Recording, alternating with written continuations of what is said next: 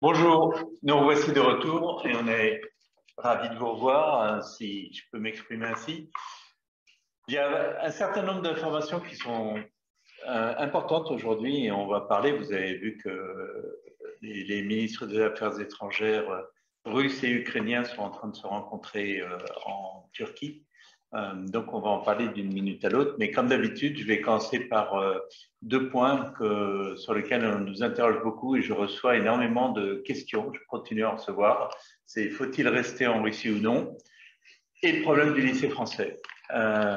Le, faut-il rester en Russie ou non? Je reviens toujours à mes points. La première question, c'est de savoir est-ce que vous voulez partir ou non. Ça, c'est si vous voulez partir, partez. Si vous voulez rester, restez. Il n'y a toujours pas de problème de sécurité en Russie.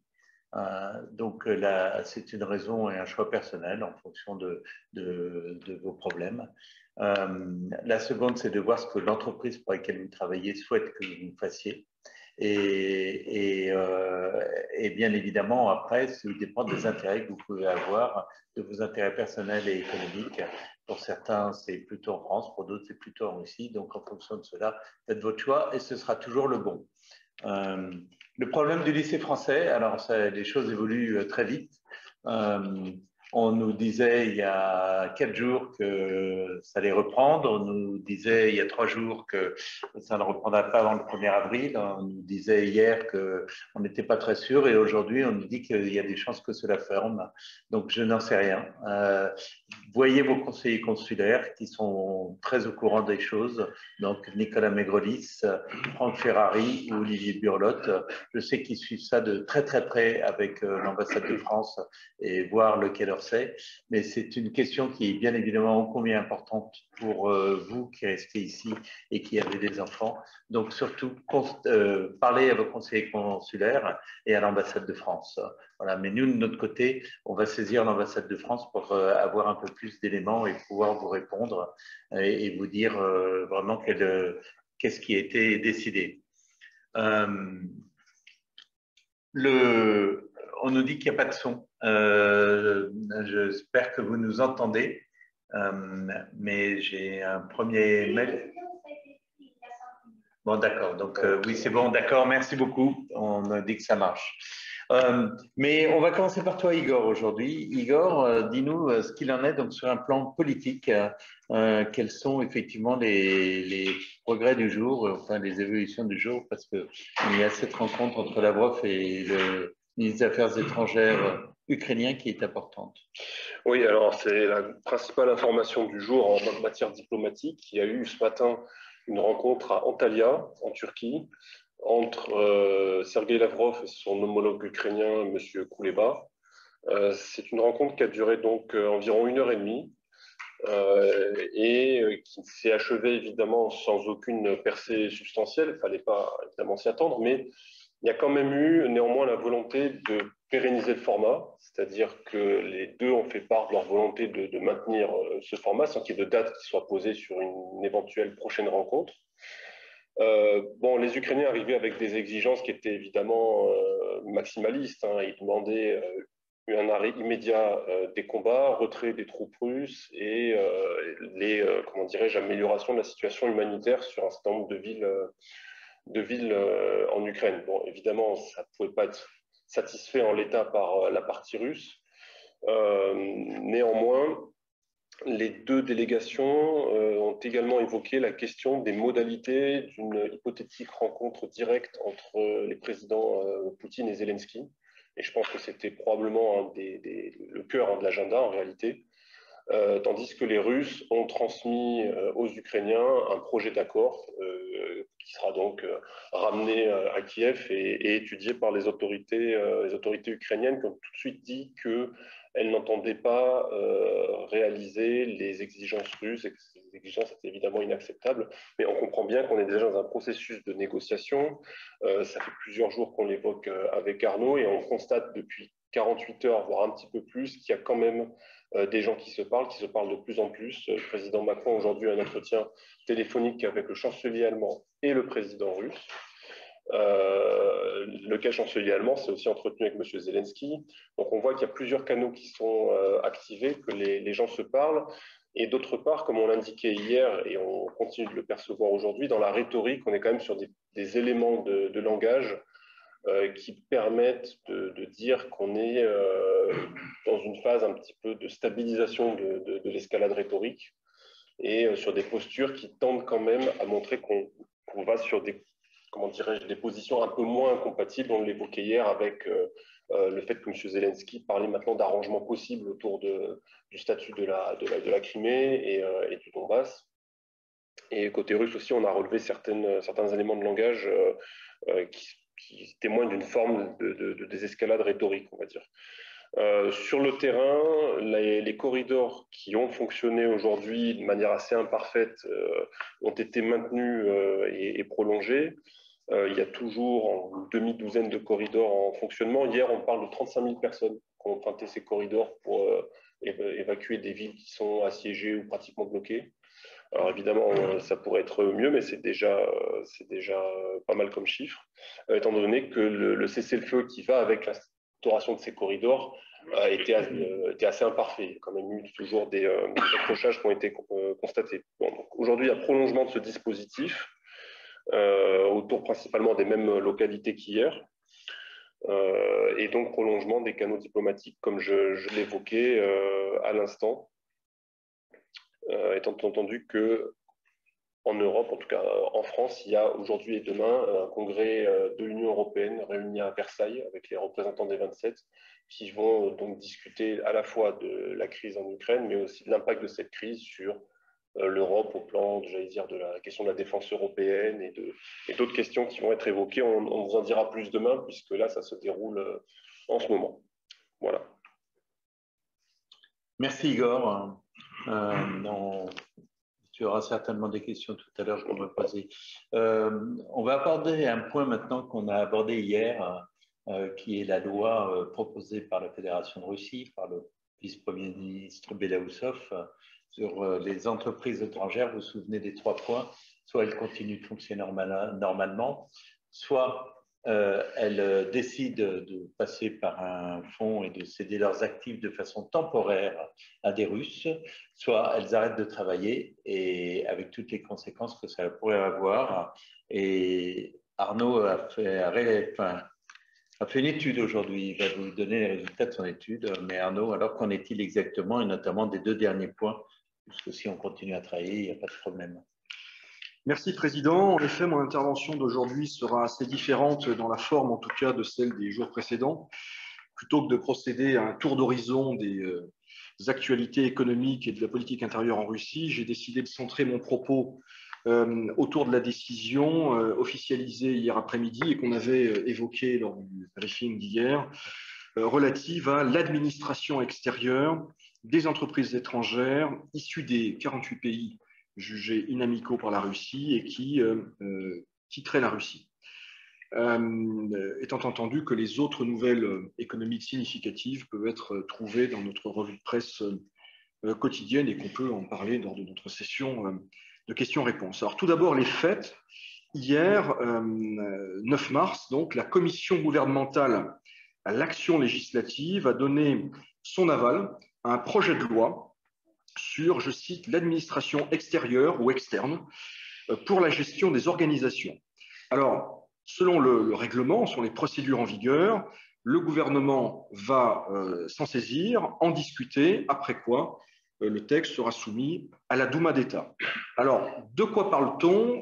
Cela pourrait concerner? Plusieurs critères ont été énoncés. D'abord, il faut qu'au moins 25% du capital ou des droits de vote soit détenu par une personne physique ou morale issue d'un pays non amical, que le montant des actifs concernés soit supérieur à 1 milliard de roubles, ou que la structure compte au moins 100 employés.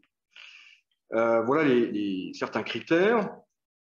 Les motifs maintenant qui pourraient conduire à l'instauration d'une administration extérieure. En français, il me semble que le concept le plus proche, c'est celui d'administrateur judiciaire, en fait. Eh bien, ces critères, les motifs, ce sont les suivants. Premier cas de figure, si le dirigeant ou les organes de direction ont de fait cessé d'exercer leur activité après le 24 février, action ou inaction ayant causé une dépréciation substantielle des actifs, incapacité à tenir ses engagements ou cessation d'activité en violation des textes en vigueur.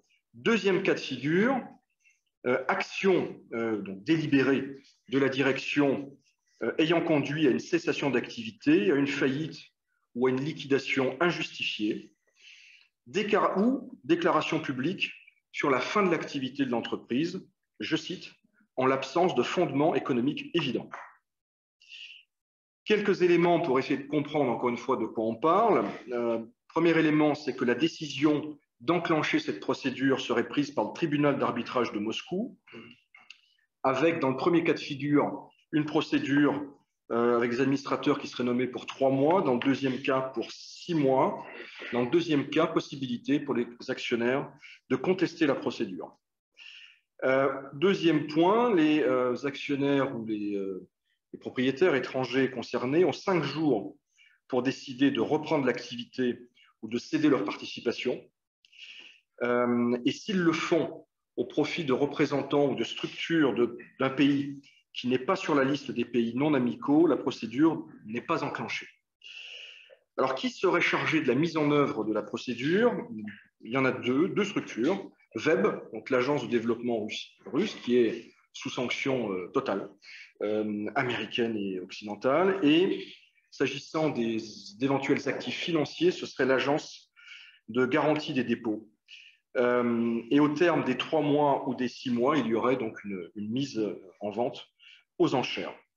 L'acheteur possible, le repreneur, doit s'engager à conserver les 2 tiers des employés et à poursuivre l'activité au moins pendant 1 an.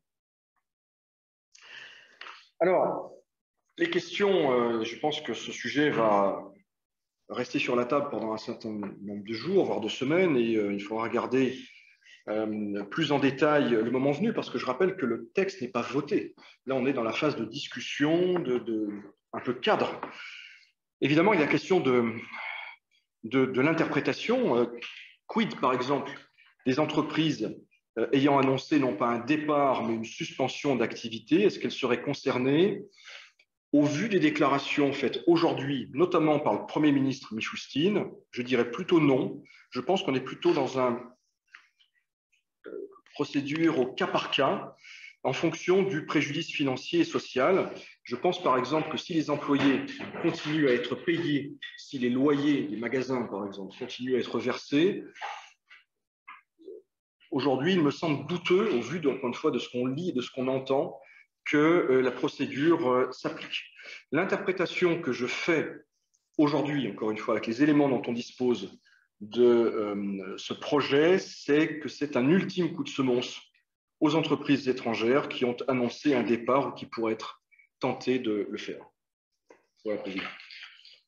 Merci Arnaud. Alors, je pense que c'était très clair. Si vous avez des questions, on y répondra bien évidemment. Mais un point important que tu as dit, c'est que la loi n'était toujours pas votée. Donc, alors, dans le cadre des questions, j'ai une première question qui dit: est-ce que l'embargo que la Russie vient de décréter sur certaines de ses exportations est grave ou non pour les entreprises françaises? Mais on n'a toujours pas la liste. Ça commence à sortir, bon. Mais on n'a pas encore vraiment le détail complet. C'est sorti il y a une trentaine de minutes. Ça concernerait le bois, les matériels médicaux, les matériels agricoles. Machines agricoles. Également, alors il y a un point à vérifier et à préciser, les véhicules. Il faut voir ce que ça veut dire. Est-ce que ce sont les véhicules individuels? Donc, mais pour autant qu'on puisse le savoir à cette heure, ça ne concernerait pas, contrairement à ce qu'on disait hier, des métaux rares ou ce genre de choses. Donc, je pense que ça peut être l'objet de précision demain, parce que c'est tombé juste avant la réunion. Et de dire est-ce que c'est grave ou non pour les entreprises françaises, mais on n'en sait rien encore, puisqu'on n'a pas une liste complète, donc on fera l'analyse plus tard. Alors, on a beaucoup de questions sur les banques, là, parce que quelqu'un nous dit que ces comptes en banque sont bloqués. Alors, j'imagine que c'est en Russie, hein, on ne peut pas sortir de devise. On nous dit qu'il y a un virement privé de Société Générale Arrosement qui a été rejeté. Alors, il faudrait comprendre pourquoi. Là, il faudrait demander à la Société Générale ce qu'il en est. On nous demande si les comptes bancaires des résidents français en Russie et en France risquent de subir des mesures de rétorsion sur leurs comptes français. Alors, sur les comptes français, je ne pense pas, mais en tout cas, ça va être plus difficile pour un Français résident russe d'opérer son compte en France. Donc, l'impossibilité, pour compenser l'impossibilité de transfert vers la France, ma société utilise la possibilité de verser les salaires des expatriés sur leur compte français alors qu'ils continuent de travailler en Russie. Avez-vous la connaissance d'un salaire minimum annuel ou mensuel qui doit être versé aux salariés détenus en visa VKS? Alors, si vous faites ça, quel est le montant? C'est 167 000 roubles.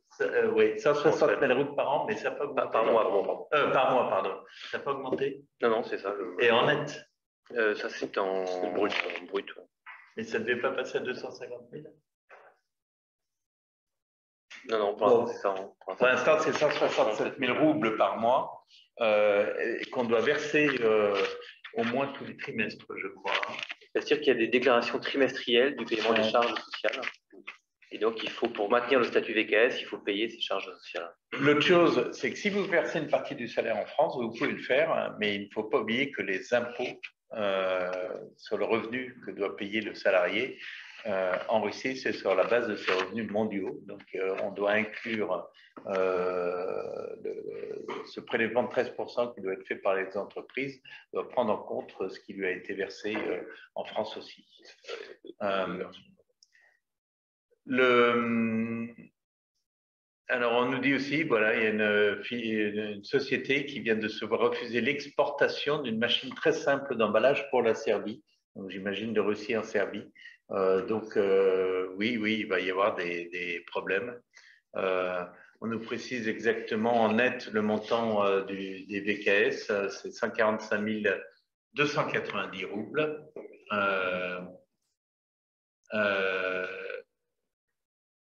Pour diviser le taux de la Banque centrale, c'est effectivement 1 000 euros. Mais Nicolas, on ne doit pas faire on va faire, en tout cas pour tout ce qui est bancaire, on va faire un webinaire où on va faire une conférence avec des banquiers. On a prévu, oui, alors vous recevrez prochainement une invitation. Je n'ai pas la date précise, mais on va faire une série de webinaires sur les sanctions, sur tous les aspects financiers également, avec la Banque centrale, avec Rosebank, avec la bourse de Moscou. Donc tout ça va arriver dans la semaine prochaine, enfin dans les 2 prochaines semaines. Donc, regardez bien sur notre site ccifr.ru parce que vous avez tous les événements à venir et vous verrez les dates et notamment si vous pouvez vous connecter par Zoom ou non. Une question un petit peu différente. On nous dit Airbus et Boeing ont arrêté la maintenance technique sur les avions. Or, il y a des compagnies comme Turkish ou Dubai Airlines qui fonctionnent encore en Russie et sont sûres de voler avec ces compagnies. Alors, théoriquement, oui, on peut leur faire confiance, mais surtout, pour l'instant, il y a encore des pièces détachées. Donc, pour l'instant, il n'y a pas de problème. C'est par la suite où il pourrait y en avoir, mais les compagnies ne voleront pas si elles ne peuvent pas assurer leur maintenance en Russie. Ce qui fait qu'on a un risque, au bout d'un moment, de voir les compagnies arrêter de venir en Russie, ce qui nous faisait dire que les seules sorties seront alors en voiture ou en train par les pays baltes ou par Helsinki.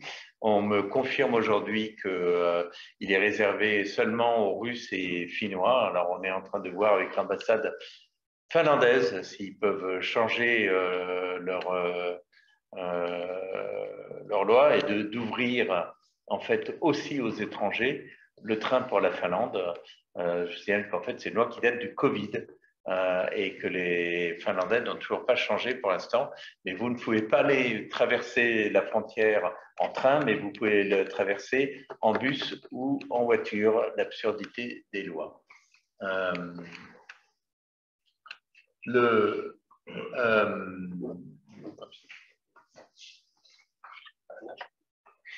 Alors, on nous demande aussi, nous sommes fournisseurs de cartes électroniques pour des chargeurs bord de route pour des voitures électriques. Est-ce que vous savez s'il y a des contraintes pour envoyer des commandes à nos clients en Russie? Il faut voir le problème logistique. Donc, vous voyez avec la société de logistique quelles sont leurs contraintes à eux. Le second, c'est des problèmes de paiement. Donc, la société russe va-t-elle pouvoir vous payer?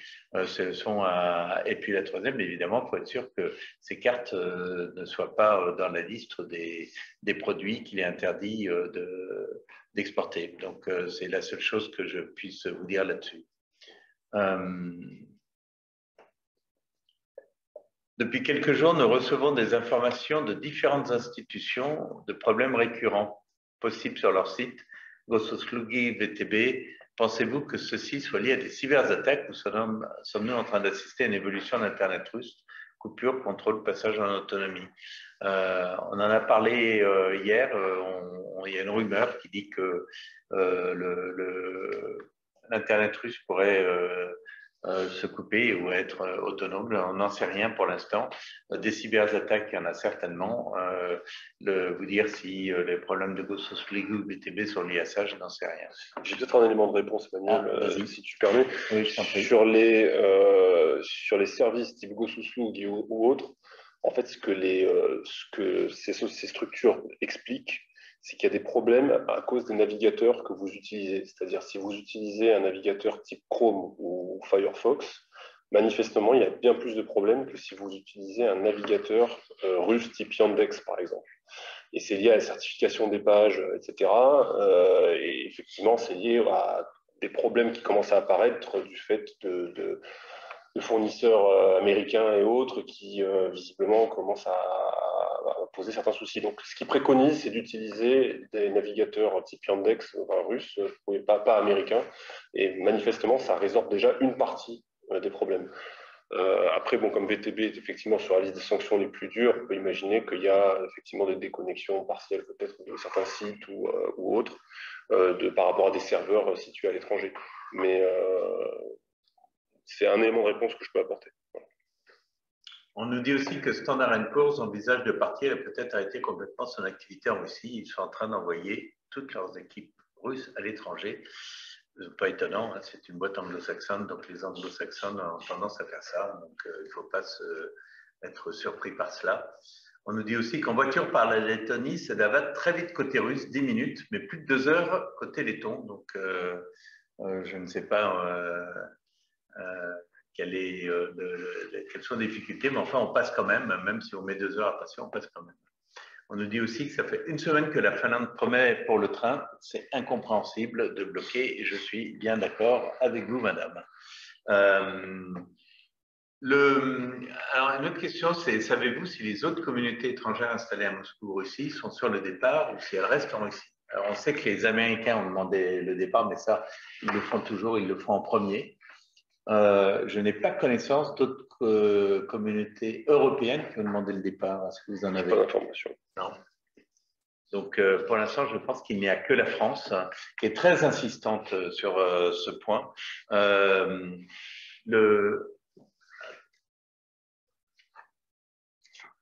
Pardon? Ah non, mais ça, oui, c'est pas sur le même point. Donc, pour rester sur le point des départs, pour l'instant, il n'y a vraiment que la France qui l'a demandé.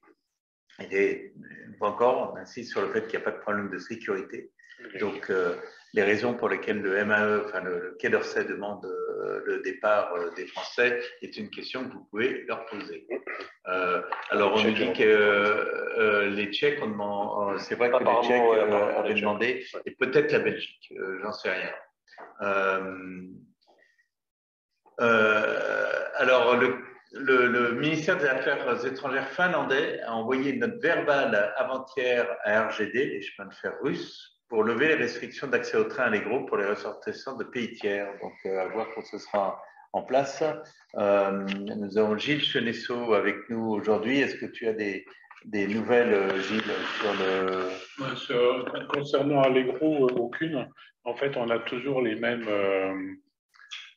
demandes, comme tout le monde, et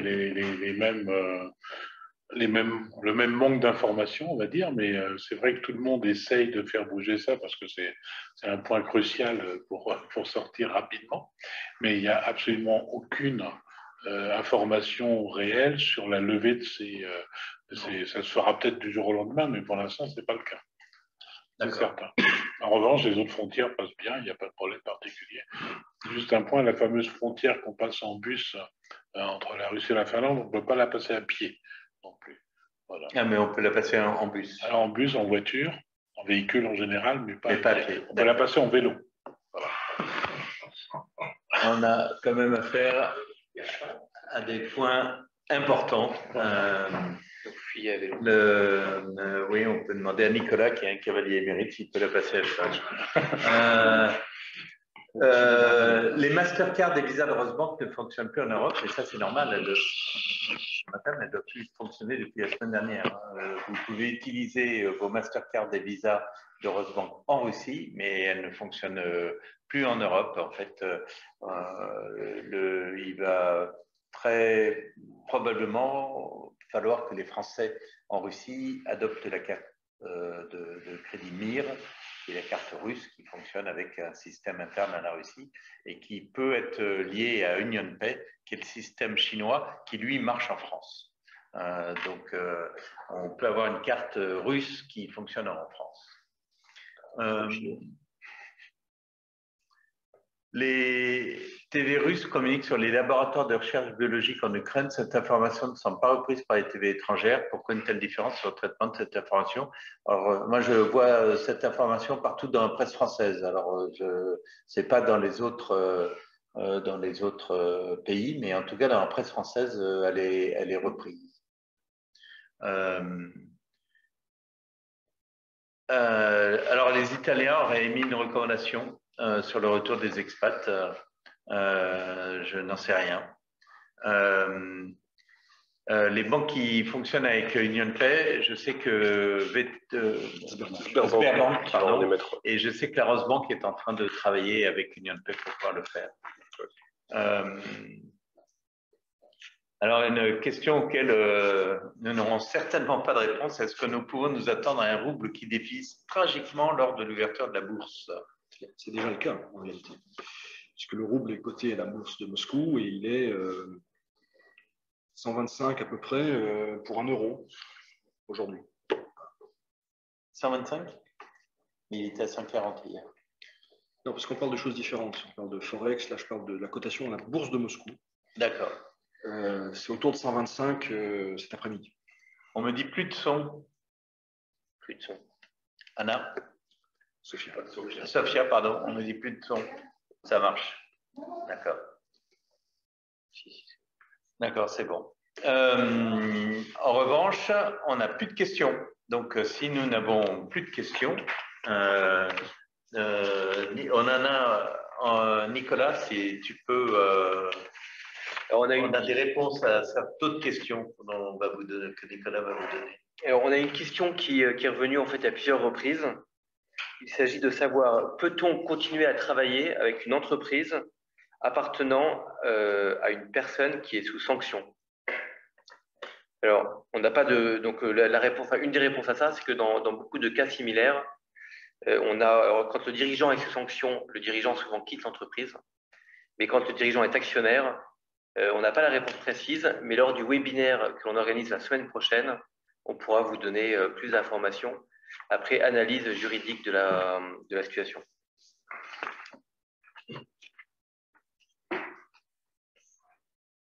Ça, on a déjà parlé. On me demande pourquoi est-ce que les Français de l'étranger ont plus de difficultés à utiliser leur compte français. Tout simplement, ce n'est pas les Français de l'étranger, c'est les Français résidents russes Et étant donné qu'on est résident russe, les banques en France font ce qu'ils appellent un close monitoring de ces comptes-là. Donc, ils vérifient tous les virements que vous pouvez faire, auprès de qui vous les faites. Et donc, la façon de faire fonctionner son compte en banque est plus difficile et surtout plus longue. Donc, il faut prévoir du temps pour faire des virements. Et la France est bien dans la liste des pays inamicaux. Alors aussi une question, toujours pour revenir au paiement, une question sur là quelqu'un qui est en Angleterre et qui doit payer des sommes en Russie.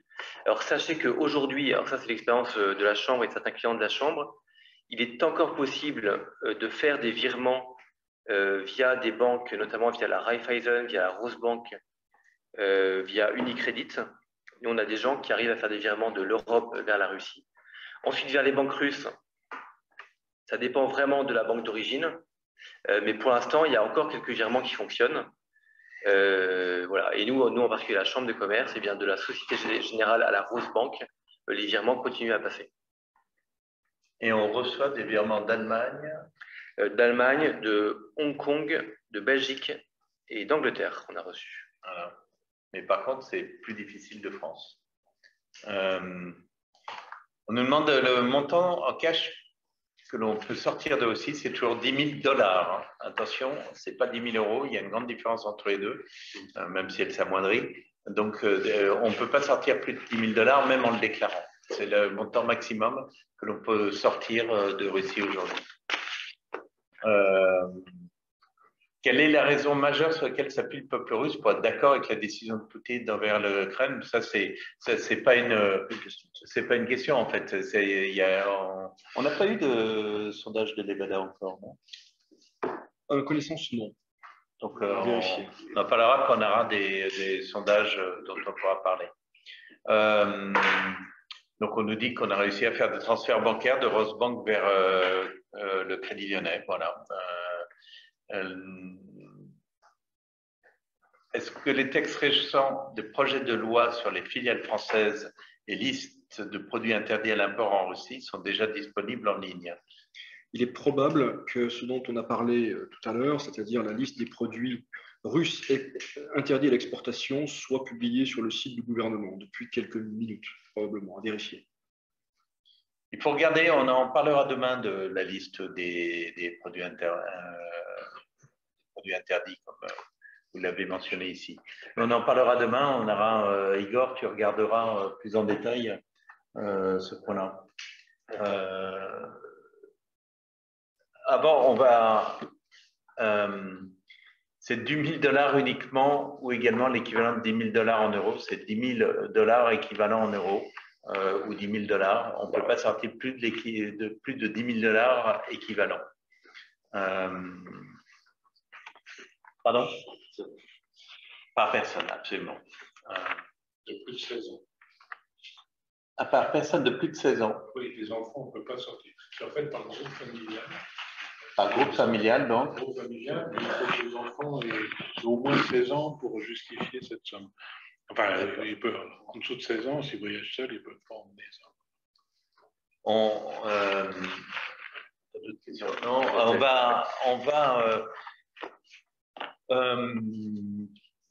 une dernière question avant de vous laisser, c'est quel est le pourcentage des Français qui est parti? On n'en sait rien. Voilà.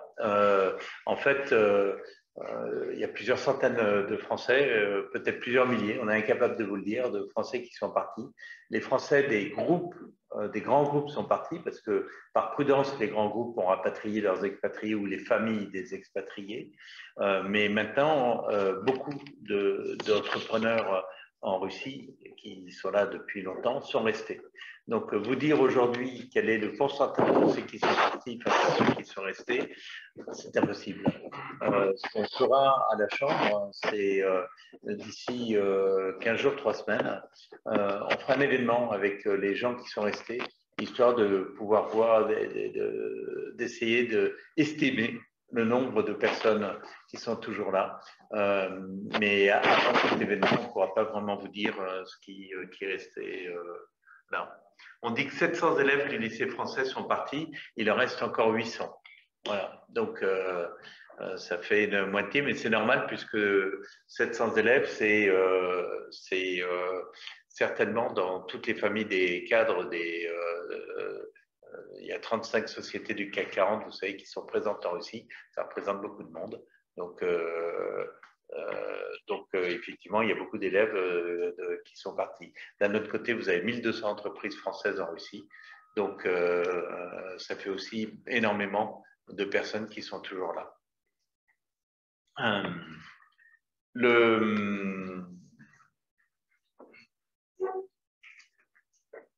Les BKS partent et les VNJ restent. Non, ce n'est pas une question de BKS ou de VNJ. BKS, vous savez, c'est un visa. VNJ, c'est un permis de séjour. Les deux existent sur le territoire, donc ce n'est pas vraiment le cas. On nous demande aussi si les produits cosmétiques et parfums sont sous sanction. Je ne crois pas, non. Vous n'êtes pas au courant, mais je ne crois pas qu'ils soient sous sanction. Voilà. On va terminer pour aujourd'hui. Tu as un certain nombre de petites annonces, Nicolas. Donc, comme d'habitude, eh bien, écoutez, si vous avez des questions à poser, n'hésitez pas à écrire un email sur la boîte hotline@ccifr.ru. Nous répondrons à toutes vos questions par email ou lors des briefings quotidiens. Aussi, nous vous invitons à vous abonner à notre canal Telegram CCI France Russie. Et ainsi, vous serez au courant de toutes les nouvelles et vous recevrez le lien de connexion à nos briefings quotidiens. Voilà, le prochain briefing a lieu demain à 17h30 avec le même lien. Mais on vous remercie. Alors, une dernière nouvelle avant de partir, c'est que Arnaud, demain, rentre en France pour des raisons personnelles. Arnaud revient. Et de santé. Mais Arnaud revient. Donc, il ne part pas, il ne quitte pas la Russie. Il fera les Zooms à partir de la France. Alors, pas demain parce que tu voyageras, mais sinon, il fera les Zooms à partir de la France. Donc, nous aurons toujours le plaisir d'entendre Arnaud. Igor sera là, donc nous ferons demain avec Igor. Et Pavel, qui est parti la semaine dernière, est en ce moment dans l'avion de retour. Donc, Pavel sera là demain avec nous. Donc, la CCIFR est toujours avec vous. Nous restons avec vous et nous ne partons pas, nous ne quittons pas la Russie. Merci beaucoup. Au revoir.